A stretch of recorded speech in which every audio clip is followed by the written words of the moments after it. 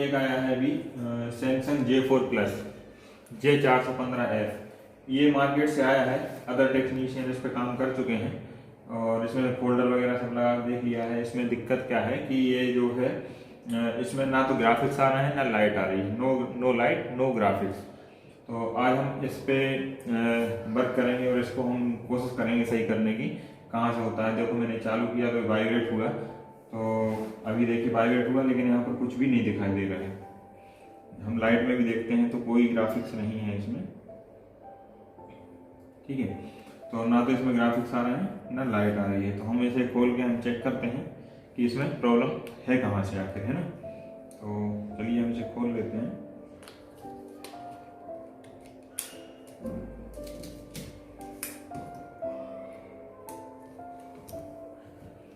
तो हम क्या करेंगे, सबसे पहले स्टेप बाय स्टेप इसको हम चेक करने वाले हैं। तो हम इसे चेक करना शुरू करते हैं।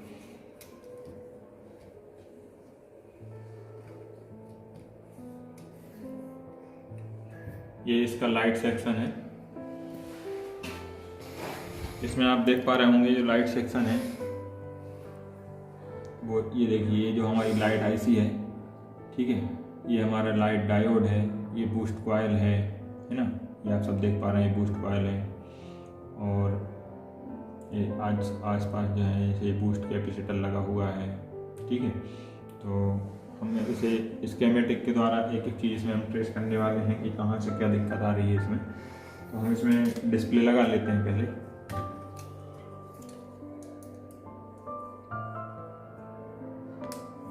हमने डिस्प्ले लगा ली है।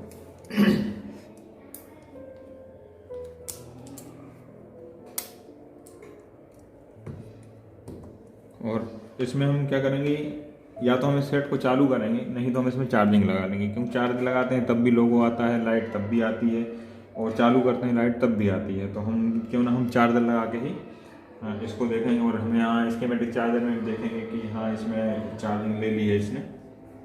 यहाँ देखिए, ये देखिए 1.10 एम्पियर ये ले रहा है, मतलब ये चार्जिंग कनेक्ट हो चुकी है।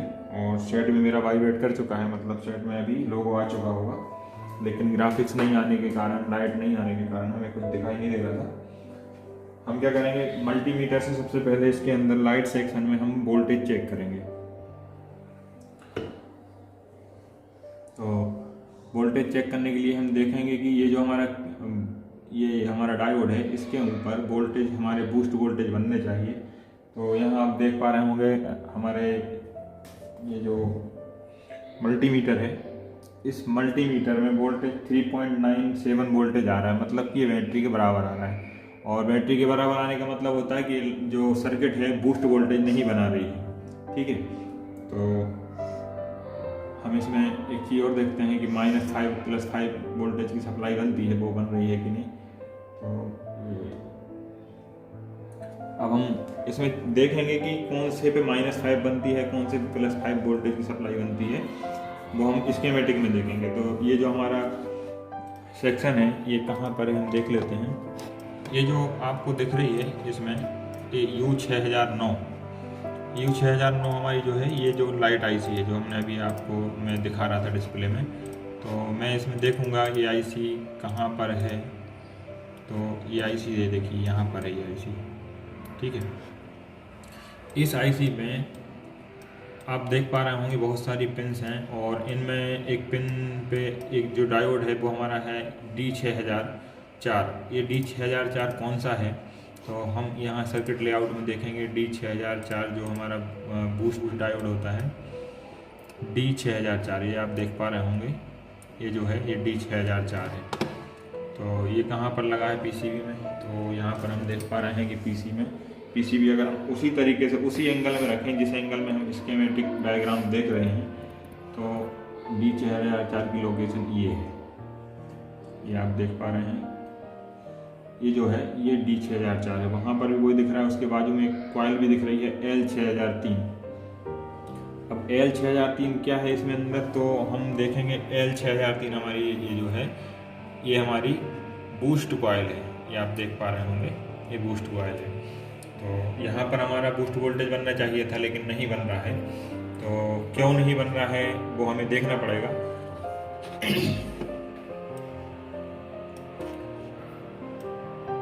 दो चीज़ें और हम देख लेते हैं इसमें, जैसे -5 और +5 वोल्टेज सप्लाई बननी चाहिए। जैसे ये लिखा है VSP 5P8 और VSN -5P8, तो ये हमारे -5 +5 की सप्लाइयाँ हैं। तो ये इनके नहीं आने से भी हमारा ग्राफिक्स नहीं आता है। तो हम +5.8 वोल्टेज की सप्लाई C6046 पर देखेंगे। ये C6046 क्या है, कैपेसिटर है। तो लेआउट में कहाँ पर है C6046, तो ये ऊपर आप देख पा रहे होंगे ये C6046 है। तो इस पर +5 वोल्टेज की हमें सप्लाई मिलनी चाहिए। तो मल्टीमीटर से चेक करेंगे ये C6046, तो ये वाला कैपेसिटर जो है ये है C6046। तो इस पर हम देख रहे हैं कि इस पर कुछ भी वोल्टेज नहीं आ रहा है। यहाँ 5.8 वोल्टेज आना था। ठीक, अब -5 वाले को भी हम देख लेते हैं। तो -5 में जो है वो कौन सा है, -5 में कैपेसिटर C6048।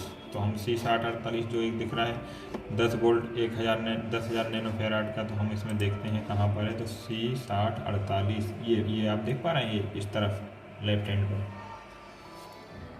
तो ये लेफ्ट हैंड पर ये है। ठीक है, तो इस पर भी कोई भी वोल्टेज नहीं आ रहा है।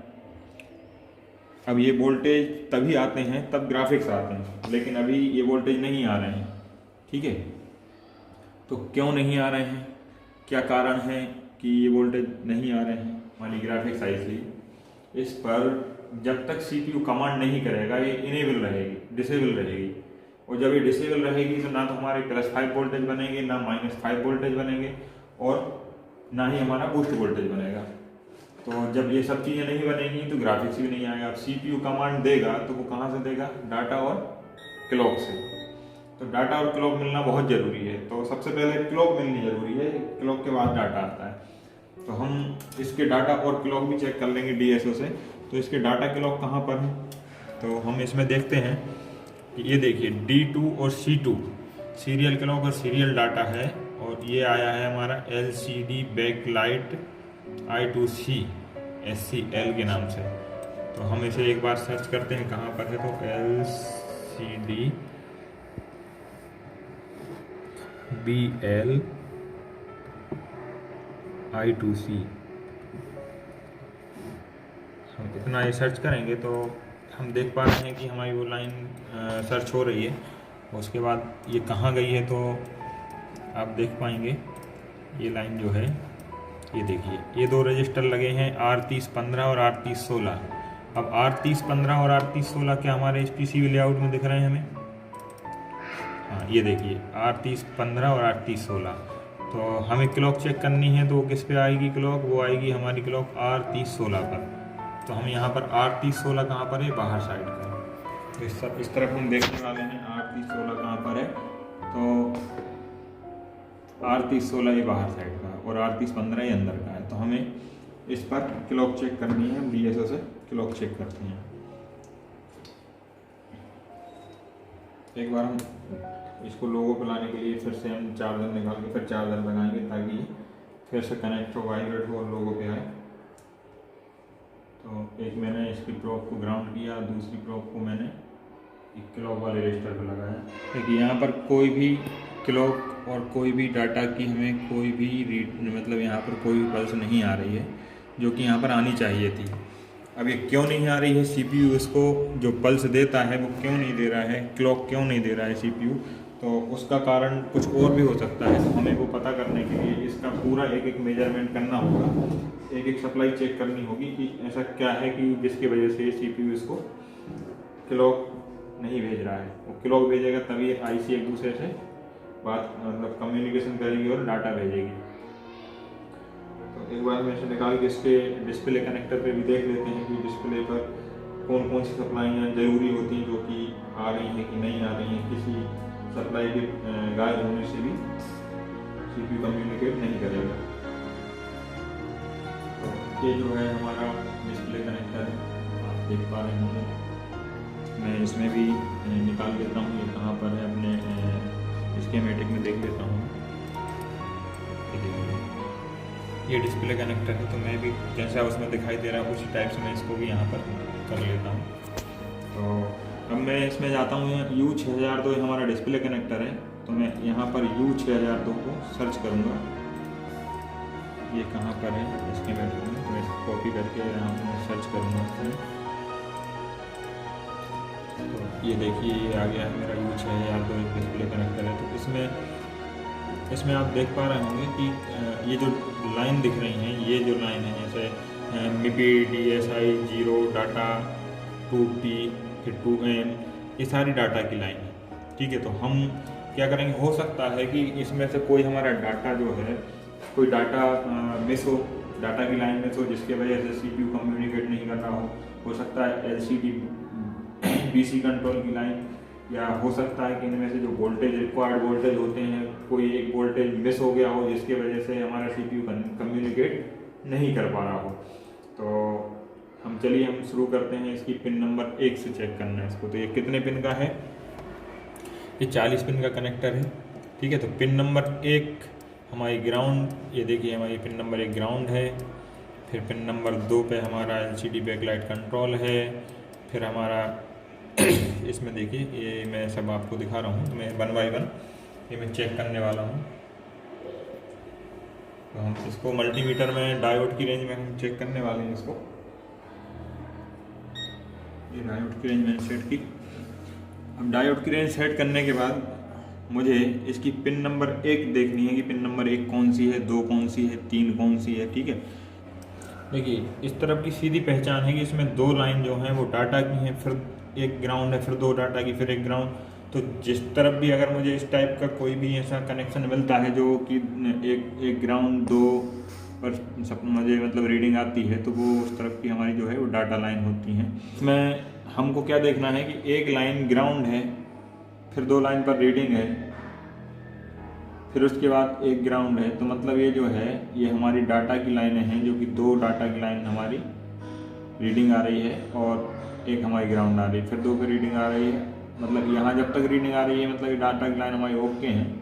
तो हम देखते जा रहे हैं इन पर कोई रीडिंग आ रही है, हाँ इन पर रीडिंग आ रही है। मैंने ये 1 बाय 1 मैंने शुरू से लेके आखिरी तक मैंने ये देख लिया कि हाँ भाई ये जो है ग्राउंड है मुझे। अब देखिए पहली ग्राउंड थी यहाँ पर और यहाँ लास्ट की पे रीडिंग आ रही है। तो हमने इसमें देखा जो हमारे स्कीमेटिक है, इसमें ये लास्ट जो रीडिंग दिखा रहा है, तो ये जो लास्ट है ये हमारी 2 नंबर पिन की कंट्रोल की पिन है, इस पर भी रीडिंग आ रही है, मतलब ये हमारी ओके हैं। अब हम चलते हैं इस तरफ, हम सेकंड तरफ आएंगे। देखिए अब इसकी पिन नंबर 1 जो है वो ग्राउंड है, तो पिन नंबर 1 ये है, ये ग्राउंड है। पिन नंबर 2 पे रीडिंग आनी चाहिए, देखते हैं रीडिंग आ रही है। पिन नंबर 3 पर हमारी रीडिंग आनी चाहिए, तो रीडिंग आ रही है ना। मैं इसमें देखता हूँ कि ये जो लाइन है ये किस किस चीज़ की है। तो यहाँ पर आ गए हैं, ये पिन नंबर 1 2 3 इस टाइप से है इसमें। तो मैं तो कंटिन्यू दिखा रहा हूँ ऐसे में, मैं थोड़ा सा छोटा कर देता हूँ, हाँ ठीक है। तो मेरी यहाँ से देखें तो मैं देखिए 1 नंबर ये ग्राउंड है, ये 2 नंबर है, ये 3 नंबर है, 4 है, 5 है, 6 है, ये 7 है, ये 8 है, ये 9 है, ये 10 है, इस टाइप से इसमें काउंटिंग चलती है। तो मैं सीधा सीधा आपको बताने वाला हूँ कि मैंने यहाँ की ये 1 नंबर ग्राउंड है, फिर ये 3 नंबर आ गई, तो 3 नंबर पे मेरा क्या है इसमें, हाँ मेरा टच पैड की I2C क्लॉक लाइन है, और मेरी 3 के बाद आ जाती है 5 नंबर, तो 5 नंबर पर मेरी I2C डाटा की लाइन है। फिर आ जाती मेरी 7 नंबर पिन, और 7 नंबर पिन पे भी हमारी टच की सप्लाई है, तो ये आ रही है। फिर आ जाते हैं हम 9 नंबर पे, तो 9 नंबर पे हमारा क्या है, टच पैड इंटरप्ट है, तो वो भी आ रहा है। फिर हम आ जाते हैं इस पे 11 पे, तो ग्राउंड है 11, तो हाँ ये भी ग्राउंड है। फिर उसके बाद हम चलते हैं 11 के बाद आएगा 13, मुझे एक पिन छोड़ के काउंट करना है। तो 13 नंबर पर क्या है, LCD PWM कनेक्शन है, तो ये भी ओके है। फिर उसके बाद मैं चलता हूँ 17 पिन नंबर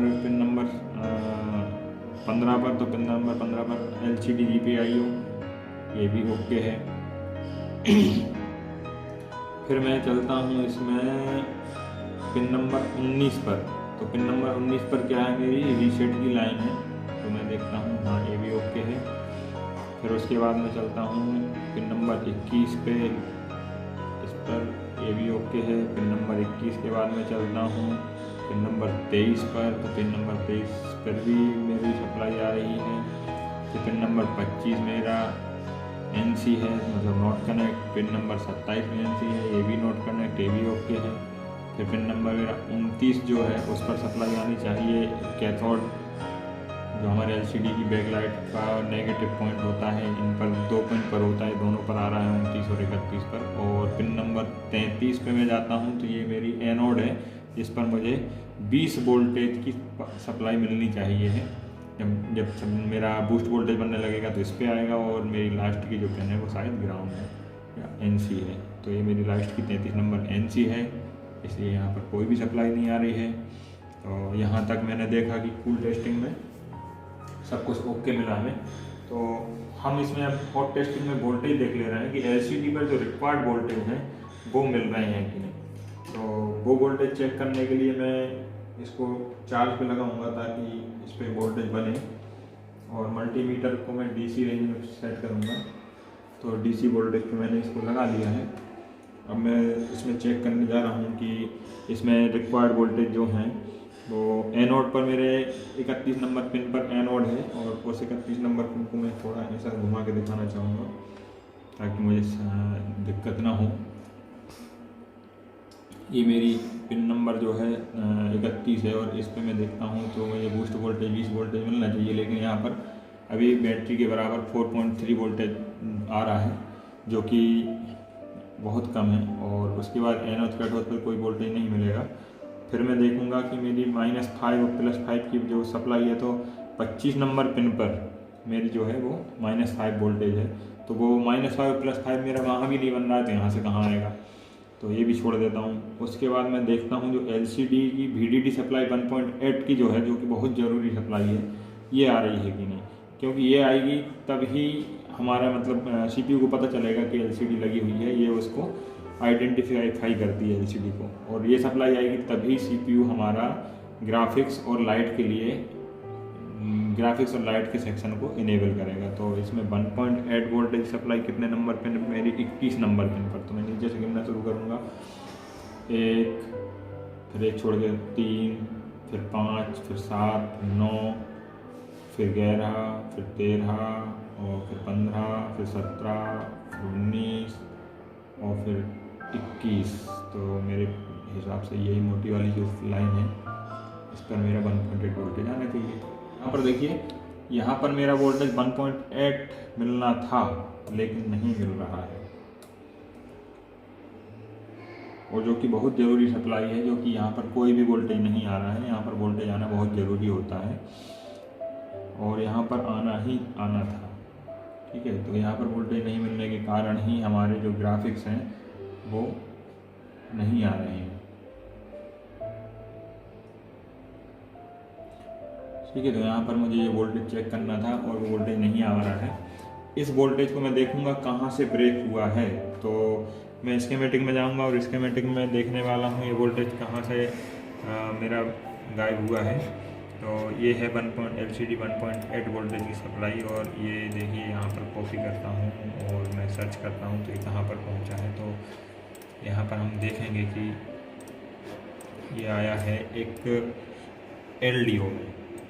ये जो आपको दिख रहा है U6006, ये एक LDO है, और इसी LDO से ही ये निकला है, आउट हुआ है। देखिए आउट लिखा है, ये आउट हुआ है, तो मतलब यहीं से ये जनरेट हो रहा है। तो इस LDO की 4 लेग हैं। एक लेग पर इस पर 2.05 वोल्टेज आया है हमारी पावर IC से। फिर इसको एक CPU द्वारा LCD IO इनेबल की लाइन से इसको इनेबल करवाया गया है। इसकी 2 नंबर पिन ग्राउंड है, और 1 नंबर पिन से 1.8 वोल्टेज जनरेट करता है। तो मुझे इस LDO के ऊपर देखना पड़ेगा कि ये 2.05 वोल्टेज की सप्लाई आ रही होगी तभी ये बनेगा, या तो ये गायब हो गई है, या फिर इसको इनेबल नहीं मिल रहा है, या फिर ये ब्रेक है, ये ख़राब है। कुछ ना कुछ तो कहानी है इसकी, जिस वजह से ये वर्किंग पर नहीं है। तो हम U6006 को सर्च करेंगे कहाँ पर है। तो हम चलते हैं इसके PCB डायग्राम में, और यहाँ पर हम देखते हैं U6006 कहाँ पर है। तो देखिए हमारे बिल्कुल डिस्प्ले कनेक्टर के ऊपर ही है U6006। ये जो दिख रहा है U6006, ये LDO है। मैं आपको इसमें दिखा देता हूँ PCB में। तो U6006 जो हमारी PCB का लेआउट है वो कुछ इस तरह है, थोड़ा सा ऐसा। हाँ, ये देखिए। तो इसमें ये जो दिख रहा है ये है हमारा U6006 LDO। तो इसमें हमारी पिन कॉन्फ़िगरेशन हम देख लेते हैं कि कौन सी पिन पर क्या है। तो हम मल्टीमीटर से इसमें टेस्ट करेंगे पहले कि 2.0 वोल्टेज, 2.05 वोल्टेज हमें इस पे आ रहा है कि नहीं। तो इसकी जो पिन मैं आपको बताना चाहूँगा स्कीमेटिक में कि पिन नंबर 4 पर क्या है हमारा, इसमें VRES4 2.05 वोल्टेज की सप्लाई आती है। तो ये जो मेरा LDO दिख रहा है, इस LDO की पिन नंबर 4 ये है। तो इस पर मैं देखूँगा कि वोल्टेज आ रहा है क्या। हाँ, बिल्कुल आ रहा है, वोल्टेज आके जा रहा है। देखिए, वोल्टेज आके जा रहा है। क्यों आके जा रहा है? क्योंकि अभी हमारी LCD लगी नहीं है। LCD लगने के बाद ये कांस्टेंट हो जाएगा, स्थायी हो जाएगा। और तो पिन नंबर 1 हमारी ये है, पिन नंबर 2 ये है, पिन नंबर 3 है, पिन नंबर 4 है। मतलब ये इस तरीके से इसमें काउंट किया जाता है, 1 2 3 4। तो पिन नंबर 4 पर तो हमारा 2.05 वोल्टेज हमको यहाँ पर देखने को मिल रहा है मल्टीमीटर में। लेकिन पिन नंबर 1 जो है, पिन नंबर 1 पर आउटपुट वोल्टेज नहीं है। पिन नंबर 1 के ये कॉइल निकली हुई है, कैपेसिटर है, इस पर देखिए कोई भी आउटपुट वोल्टेज नहीं है। और पिन नंबर 2 हमारी ग्राउंड है और पिन नंबर 3 हमारा इनेबल है। तो हम पिन नंबर 3 पर देखते हैं कि CPU कुछ सिग्नल दे रहा है कि नहीं। देखिए, इस पर इस LDO के पिन नंबर 3 पर जो CPU से इनेबल आना चाहिए लेकिन इस पर नहीं आ रहा है। तो इसका मतलब है कि CPU से ही ये प्रॉब्लम है। अगर इस पे इनेबल आएगा तो इसके पिन नंबर 1 पर आउटपुट वोल्टेज 1.8 मिलेगा, जो हमारी LCD तक जाएगा और जिससे LCD ID एक्टिव होगी और हमारा सेट में ग्राफिक्स आने लगेंगे। लेकिन अब ये हमें इसको सॉल्व करना है कि इसमें सिग्नल लाना है वो कैसे लाएं। 1.8 वोल्टेज की सप्लाई आनी चाहिए है इसको इनेबल होने के लिए, जो CPU देता है, लेकिन CPU नहीं दे रहा है। तो दो कंडीशन है, या तो हम CPU को निकाल के रिवॉल्व करें या फिर हम इसको अलग से कोई इनेबल दें, इसको EN दें अलग से। तो अब इसमें होता क्या है कि CPU इसको इनेबल करेगा या फिर हम इसको अलग से इनेबल दे दें 1.8 सप्लाई। तो CPU हम एक छोटे से काम के लिए CPU को उठाएंगे नहीं, क्योंकि ये बेस्टेड CPU है, हम इसको उठाएंगे नहीं क्योंकि मेहनत बढ़ जाएगी। तो इतनी मेहनत करने से अच्छा है कि हम उस LDO को कहीं से हम 1.8 वोल्टेज की उसकी पिन नंबर 3 पर इनेबल सिग्नल दे दें। तो 1.8 वोल्टेज हमारा कहाँ कहाँ आता है, तो हम जानते हैं कि हमारा 1.8 वोल्टेज हमारी eMMC में VCCQ का होता है। तो VCCQ तो सीधी सी बात है कि हम इसमें चार्जिंग लगा के और DC वोल्टेज चेक करेंगे तो हमारी eMMC के आसपास 1.8 और 2.8 या 3.0 वोल्टेज मिलेगा। तो हमें तो 1.8 की ज़रूरत है। तो हम देखेंगे कि इस कैपेसिटर पर कितना आ रहा है। इस पर देखिए 3.0 वोल्टेज आ रहा है ना, तो ये हमें ज़रूरत नहीं है। ये वाले कैपेसिटर पे देखिए, इस पे आ रहा है 1.8 वोल्टेज जो आके जा रहा है। क्यों आके जा रहा है? क्योंकि अभी बैटरी नहीं लगी हुई है, केवल चार्जर लगा हुआ है। अगर इसमें बैटरी लगी होती तो ये स्थायी हो जाता। तो हम एक जंपर द्वारा इसमें क्या करेंगे, इसको ये 1.8 वोल्टेज सप्लाई इसको देंगे LDO को। तो उसके लिए मैं एक जंपर लगा देता हूँ। मेरे पास एक जंपर वायर है, ये मैं इसकी नाप लेता हूँ। ये देखिए इतना बड़ा लगेगा तो थोड़ा तोड़ देता हूँ।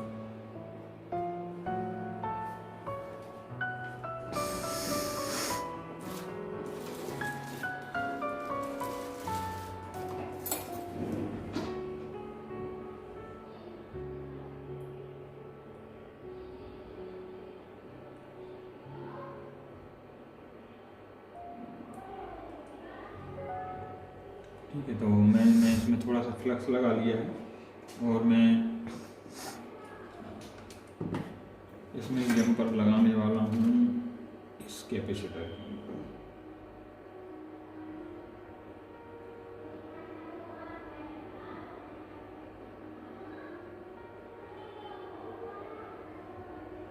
ये मैंने जम्पर लगा लिया। अब मैं यहाँ से इसको